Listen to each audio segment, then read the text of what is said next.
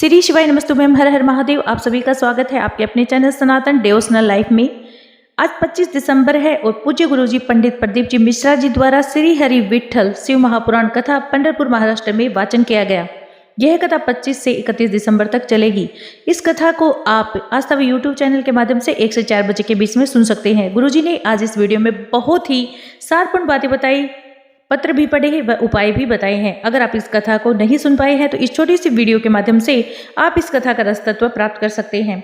साथ ही वीडियो के अंत में पूज्य गुरुजी के द्वारा पूर्णिमा के लिए पहले की शिव महापुराण कथा में बताए गए उपाय करके दिखाए जाएंगे, जिन्हें आप कल 26 दिसंबर को कर सकते हैं। ये सभी उपाय मनोकामना पूर्ति हेतु होंगे।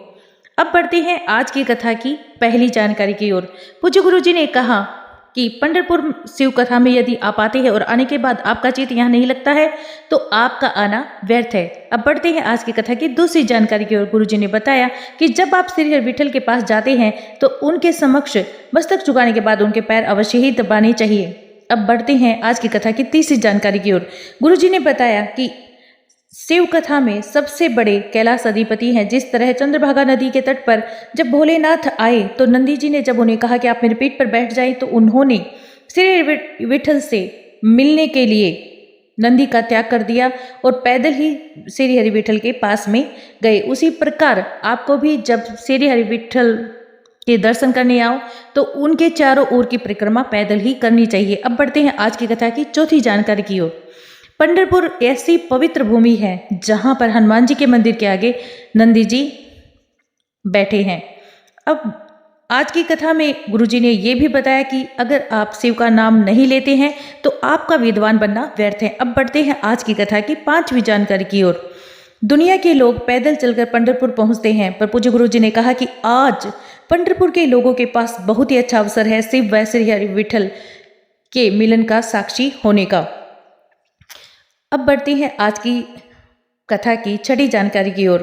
स्वाति अनिल गौरव पत्र लेकर आई थी और उनके पत्र को गुरुजी ने पढ़ा। उन्होंने बताया कि उनकी शादी को 26 साल हो गए थे, एक बार भी उनका गर्भ नहीं ठहरा था। आस्था चैनल पर उनकी कोई सहेली थी जो कथा सुनती थी। उसने उनसे भी कहा कि आप भी कथा सुनिए, लेकिन वो इस पर विश्वास नहीं करती थी।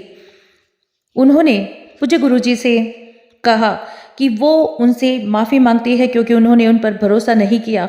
फिर भी बाबा ने उनकी झोली भर दी। इसके बाद वो बताती हैं कि उनके पति कथा सुनते थे। एक दिन उनके पति ने जिद पकड़ ली और उनके साथ शिवालय गए। वहां जाकर दोनों पति पत्नी ने सफ़ेद आंकड़े की जड़ का तुम्रकेश्वर महादेव का नाम लेकर उपाय किया और उनके पति ने अपनी पत्नी की कमर पर वह लाल धागा बांध दिया। उसके बाद उन्होंने कथा सुनी। 26 साल बाद बाबा ने उनकी झोली भर दी, उनको संतान दे दी। पूज्य गुरुजी ने कहा कि अगर आप भोले बाबा पर विश्वास करते हैं तो भोले बाबा आपका विश्वास नहीं टूटते हैं। अब बढ़ते हैं आज की कथा की सातवीं जानकारी की ओर। पूज्य गुरुजी ने कहा कि संत और सागर में अंतर है। जैसे सागर प्रलय आने पर उफान पर आ जाता है, परंतु संत किसी भी विकट परिस्थिति में अपना चित्त अशांत नहीं होने देता है। उन्होंने कहा कि संत नामदेव जी श्री हरि विठल के दर्शन 27 बार करने का सौभाग्य प्राप्त कर चुके हैं। स्कंद पुराण में चंद्रभागा नदी के तट व नदी का वर्णन है। अब बढ़ते हैं आज की कथा की आठवीं जानकारी की ओर। पूज्य गुरुजी ने कहा कि किसी की दुख की घड़ी में अगर आप खड़े नहीं होते हैं तो आप इंसान नहीं हैं। अब बढ़ते हैं आज की कथा की नौवीं जानकारी की ओर। पूज्य गुरुजी ने कहा कि शिव व हरि का मिलन पंढरपुर में हो रहा है।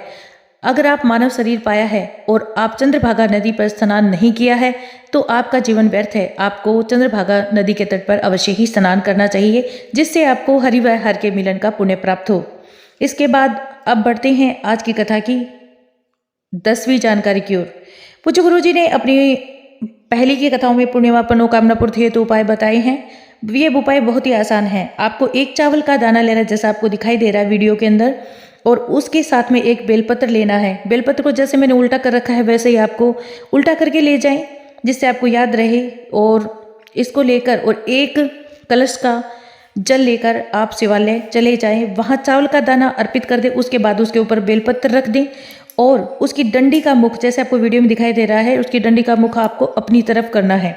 इसके बाद अपनी कामना कहकर चंद्रमौली भगवान का स्मरण कर एक लोटा जल समर्पित कर दे। ये कामना कोई भी हो सकती है, नौकरी प्राप्ति हेतु, कर्जा मुक्ति हेतु, रोग मुक्ति हेतु, या फिर आपका व्यापार कुछ चलाने हेतु।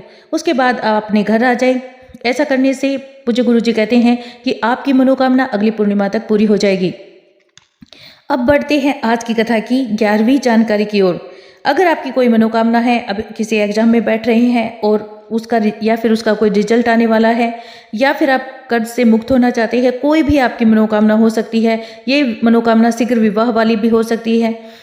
तो आपको क्या करना है कि एक लोटा जल, जैसे आपको वीडियो में दिखाई दे रहा है, एक लोटे जल के अंदर 5 बेलपत्र व 1 कमलगट्टा डाल लेना है। और इस एक लोटे जल को आपके पास घर के आसपास जो भी शिवालय है या शिव मंदिर है, वहाँ पर आप शाम को 4:30 से 6 बजे के बीच पहुँच जाएं। उसके बाद आप ये कलश, जिसके अंदर 5 बेलपत्र एक कमलगट्टा है, उसको शिवलिंग पर अर्पित कर दें, भगवान चंद्रेश्वर महादेव का नाम लेकर। पूज्य गुरु जी कहते हैं ऐसा करने से अगली पूर्णिमा आने से पहले आपका मनोकामना पूर्ण हो जाएगी। तो अगली कथा है उनकी जानकारी दी थी। अगर मित्रों आपको मेरी जानकारी थोड़ी सी भी उपयोगी लगी हो तो आप प्लीज़ मेरे चैनल को सब्सक्राइब कर वीडियो को लाइक